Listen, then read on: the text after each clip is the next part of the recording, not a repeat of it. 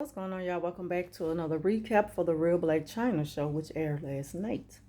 So I only caught some of the show, but I did catch the parts that I'm pretty sure y'all want to hear about. But it started off where it ended last week with Treasure meeting up with Tokyo Tony to talk to her and see if she could get her and China to sit down and talk again. And they were talking and kind of going back and forth for a minute, and then the conversation got heated. And for a minute, I thought they was going to end up fighting. So the producers or security or whoever, they jumped in and had to break it up. And then Treasure apologized to Tokyo Tony. Tony apologized to Treasure and told her she loved her and stuff like that. So Treasure, she told Chyna what happened. And Chyna was like, I understand, girl. That's just, she just understood because she know how her mama is. So she didn't like get on Treasure for going back and forth with her mom because she know how mama is. And so, everything is all good between them about it. So later on in the show, they decided to meet up again for lunch to talk again. So Chyna's in a restaurant and Tokyo Tony, she shows up. She shows up in rare form. She hugs and kisses Chyna, and then she sits down. Now, when she sat down, I noticed something that narcissists is doing. I told y'all that woman is so toxic. She's a malignant narcissist. She sat down and gave this girl the narcissistic stare, and she just stared at her. Now, imagine having to deal with something like that, like with your mother, with your father, or something. Somebody who it's not easy for you to just throw them out of your life. And you're constantly trying to make it better between them. But they're so toxic and abusive.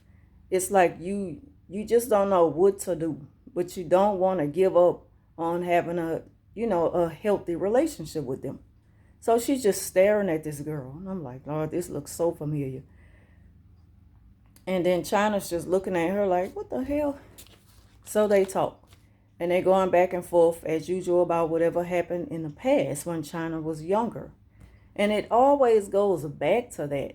And it's like, to me, all Chyna wants is for her mama to genuinely show, like, just show her that she really, she regret the way things were when she was younger. She regret the way that she raised her and the things that she allowed her to go through as a teenager.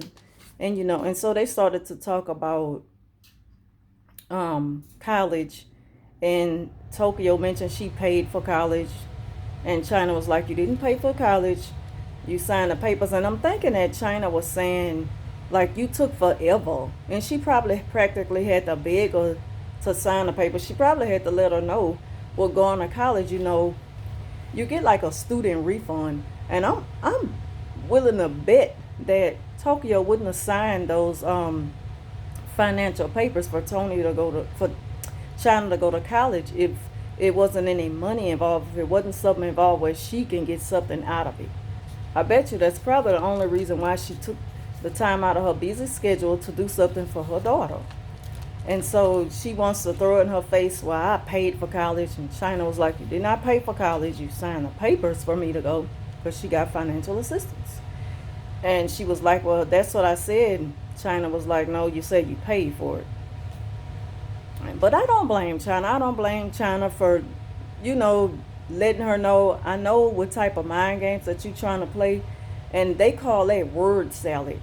When you know that the narcissist just said something to you. And then you repeat it back to them and they totally deny it right there in your face. And you're like, no, you did say that. But they want to play the game with you to make you seem like the crazy one, like they didn't say that. It's just crazy. But that's what I got from her mama. Like, I'm so familiar with the games that narcissistic people play and the way that they communicate with you, and they love to make it seem like that you don't know what you're talking about, or I didn't say that, so that's what she was doing during that conversation. And they really didn't get anywhere. So they was just going back and forth, arguing. They got loud. Tony got louder as usual. She got to calling Chyna out her name, calling her bitches and all that. And it just made me cringe. Like, This woman here, she really got a problem, just sick. And I know it's easy for me to say, but she really just need to cut her mom out her life. Because her mother's not going to change. I just don't see it happening. I mean, it's going to take more than therapy. So anyway, that's how the show came to an end. Next week, I think Chyna's going to be in a recording studio. Recording her album or whatever. I don't know. But yeah, that's how it came to an end. It just seems like this was the whole season is going to be about, between her and her relationship with her toxic mom. So anyway, that concludes my recap. Y'all like this video, give it a thumbs up. Leave your thoughts down below if you've seen the show. And thank y'all for watching. I'll talk to you soon.